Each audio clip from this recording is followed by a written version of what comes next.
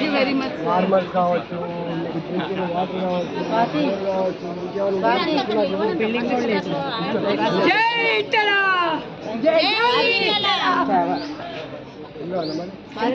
Doctors, hospital staff wants with you. Exclusively only hospital. Amma. Bharat Mata ki. మల్కాయి కూడా ఏదో సమస్య ఉన్నది వెంటనే ఇస్తాం చూడు అన్న. ఇంకో విషయం, దీనిలో సమస్యలని మీకు తెలిసి ఉండే.